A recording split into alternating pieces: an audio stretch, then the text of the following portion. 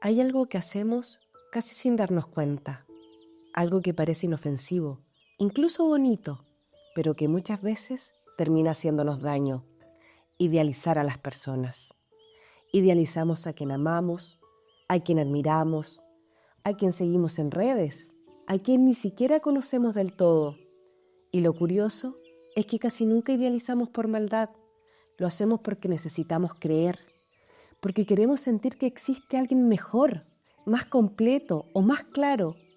Pero aquí aparece algo importante y que pocas veces se dice. Cuando idealizamos, no solo estamos hablando del otro, también estamos hablando de nosotros. Porque idealizar suele nacer de una carencia, de algo que sentimos que nos falta o que nos faltó, de una inseguridad silenciosa, de una necesidad de orden, de sentido, de estabilidad. Idealizamos al que parece seguro cuando nosotros estamos perdidos, al que parece interesante cuando sentimos que nuestra vida se volvió plana, o al que parece completo cuando nosotros nos sentimos incompletos. Y en vez de tomar lo mejor de esa persona, como puede ser aprender, integrar o crecer, hacemos algo mucho más cómodo, pero bastante peligroso. La volvemos perfecta. Le quitamos sus contradicciones, sus sombras, sus días malos, sus límites. Porque una persona perfecta genera una especie de calma en nosotros, nos ordena, nos da la sensación de que si alguien así existe, entonces el mundo no es tan caótico. La psicología lo ha observado esto muchísimas veces.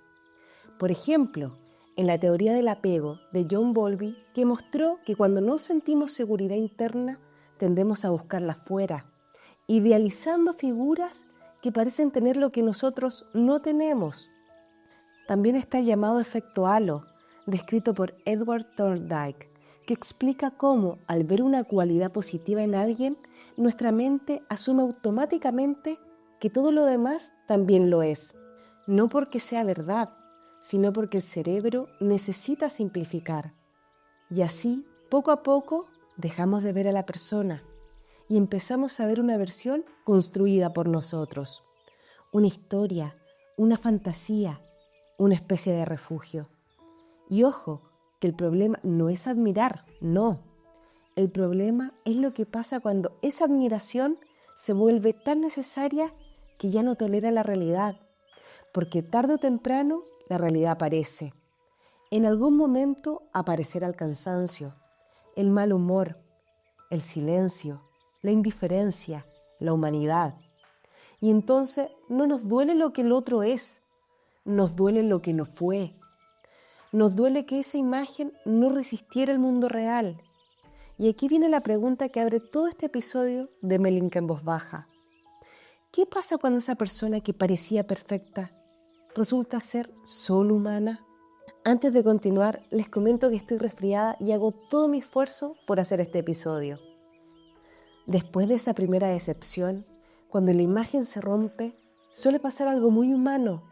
No nos preguntamos qué hicimos nosotros, ni siquiera analizamos el proceso, tampoco nos miramos hacia adentro. Lo primero que hacemos es mirar al otro. Me decepcionó. No era lo que parecía. Cambió. Pero la mayoría de las veces el otro no cambió. Siguió siendo exactamente la misma persona. Lo que cambió fue nuestra proyección que teníamos hacia esa persona. Porque idealizar no es conocer. Conocer toma tiempo. Conocer requiere paciencia. Conocer implica aceptar cosas que no nos gustan. Idealizar es otra cosa completamente diferente. Idealizar es anticiparse a algo que realmente no sabemos. Es adelantarse a una versión futura que nunca fue prometida.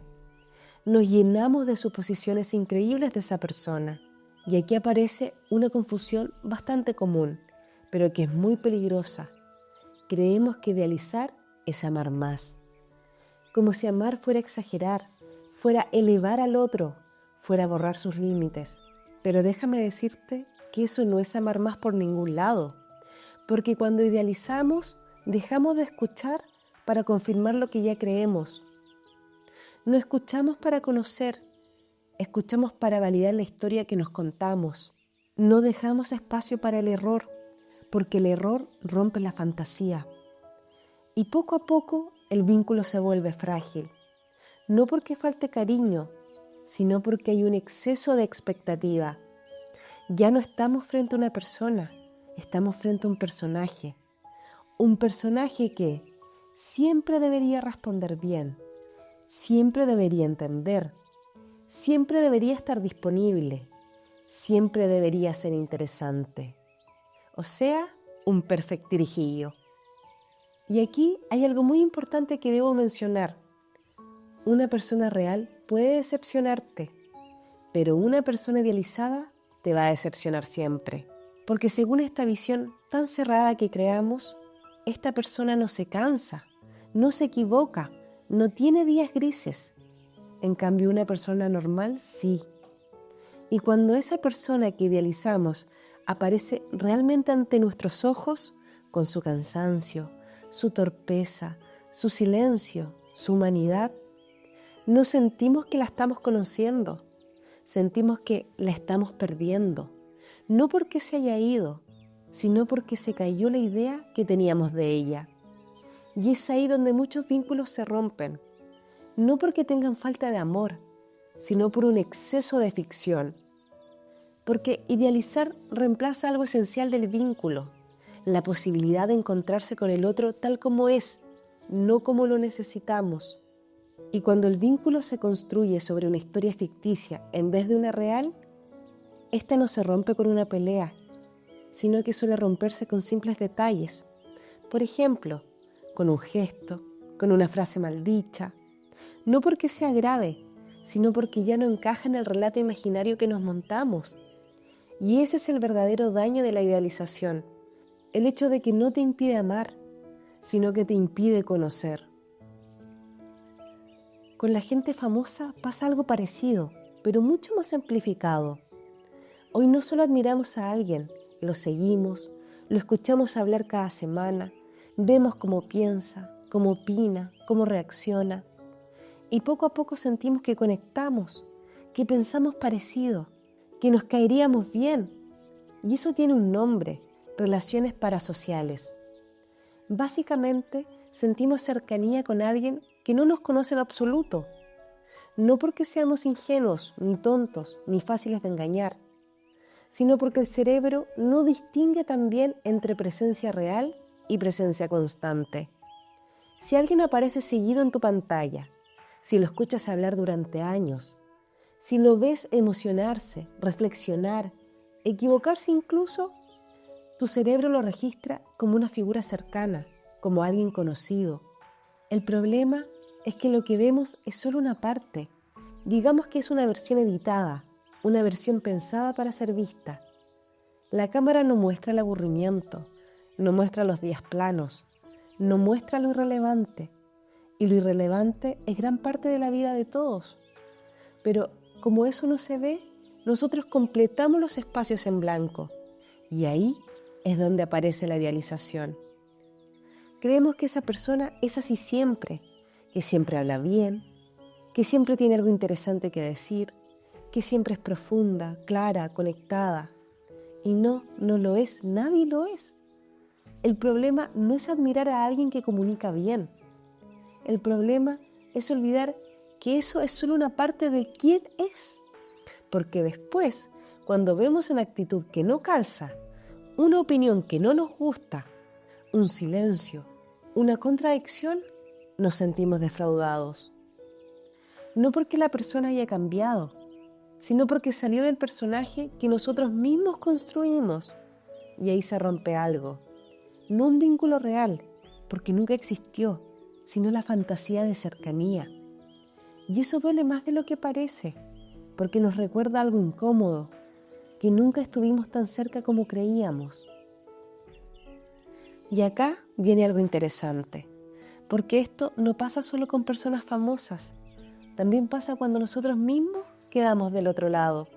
Muchas veces leo comentarios que dicen algo así como: me encantaría tomarme un café contigo, debe ser maravilloso conversar contigo. Y la verdad, no hay nada más lejos de la realidad. No porque sean falsos los videos, sino porque soy una persona bastante normal. Cuando me tomo un café con alguien, hablo de cosas normales, del clima, de comida, de cualquier tontera. O a veces no hablo, simplemente porque no quiero. No voy citando por el mundo a Aristóteles, tampoco analizo a Marco Aurelio, ni menos estoy reflexionando todo el tiempo. Y eso no es decepcionante, eso es humano. El problema aparece cuando alguien no quiere conocer a la persona, sino confirmar la imagen que ya tenía en su cabeza. Porque ahí no hay encuentro, solo hay una comprobación. No se busca conocer, se busca que la fantasía siga intacta. Y cuando eso no ocurre, no se decepcionan de la persona, se decepcionan de la historia que se habían armado. Idealizar también funciona como una defensa. No siempre lo hacemos de manera consciente, de hecho casi nunca. Mientras el otro sea perfecto, pasa algo dentro nuestro. El mundo se siente más ordenado, la vida parece un poco más clara, nos sentimos menos perdidos. Es como si por un rato alguien estuviera sosteniendo algo por nosotros, como si no tuviéramos que cargar con todas las dudas, con todas las decisiones, con toda la incertidumbre. Idealizar calma, sí, pero calma como un calmante. No cura nada, solo tapa, porque nadie puede sostener ese lugar, nadie puede vivir ahí arriba, nadie puede ser siempre interesante, siempre comprensivo o siempre disponible o siempre profundo. Nadie puede ser refugio permanente. Y cuando eso se rompe, porque siempre se rompe, no solo se rompe la imagen del otro, se rompe algo interno, se rompe la ilusión de que alguien nos iba a ordenar la vida, se rompe la idea de que afuera estaba la respuesta, se rompe la fantasía de que si esa persona existía, entonces todo iba a estar bien. Y ahí aparece algo incómodo, la sensación de quedar solos con lo que evitábamos mirar. Porque muchas veces idealizamos para no hacernos cargo de nuestras dudas y de nuestras inseguridades, o incluso de nuestra propia construcción. Idealizar no es solo poner al otro arriba, es sin darnos cuenta bajarnos a nosotros mismos. El problema no está en idealizar por un momento, eso en cierto punto es casi inevitable. El problema aparece cuando empezamos a apoyarnos en esa idealización, cuando necesitamos que alguien sea mejor de lo que es para sentirnos tranquilos, o cuando esperamos que otro nos dé claridad, orden o sentido, porque a nosotros nos cuesta encontrarlo solos. Ahí la idealización deja de ser algo pasajero y se transforma en una muleta. Y cuando esa muleta se rompe, porque siempre se rompe, no solo se cae la imagen del otro, nos caemos nosotros, porque lo que se pierde no es una persona, es la fantasía que habíamos armado alrededor de ella. Y sí, perder una fantasía duele. Duele mucho. Duele porque era cómoda, porque hacía más llevadera la confusión y nos permitía no hacerse tantas preguntas. Pero cuando esa fantasía cae, queda algo distinto. La posibilidad de ver a las personas sin adornos, de aceptar que no siempre están bien, ni siempre conectan, ni siempre tienen algo que ofrecer, que a veces acompañan y otras veces simplemente están ahí, en silencio. Y curiosamente, cuando dejamos de pedirle a los demás que sostengan lo que nos falta, los vínculos se vuelven más livianos, se vuelven más honestos, mucho más reales. Tal vez ahí empieza algo distinto, no una relación basada en expectativas, sino un encuentro entre personas que ya no necesitan fingir. Y antes de terminar, hay algo importante que quiero decir. Yo no quiero que el canal de Melinka sea un canal de autoayuda. No soy gurú de nada. No me siento experta en la vida ni mucho menos. Lo único que hago es reflexionar sobre cosas que a mí me hacen sentido. Las pienso, las ordeno un poco, las grabo en un video y las subo a YouTube. A veces leo a personas que me parecen interesantes y tomo algunas ideas de ahí para incorporarlas al video. Otras veces simplemente doy mi opinión sobre un tema, nada más que eso. Pero más allá de eso, de dar una respuesta concreta a un problema como si fuera una especie de coach, no quiero decirte cómo vivir o darte un camino armado. Tampoco quiero decirte exactamente qué tienes que hacer, porque no soy nadie para eso. Ni yo muchas veces sé qué hacer con mi vida. Lo único que busco es hacerte reflexionar, que algo de lo que digo te quede dando vueltas, que quizás te hagas una pregunta que antes no te habías hecho. Y después, lo que hagas con eso ya no depende de mí, solo depende de ti. Bueno, espero que nos veamos nuevamente. Gracias por escucharme.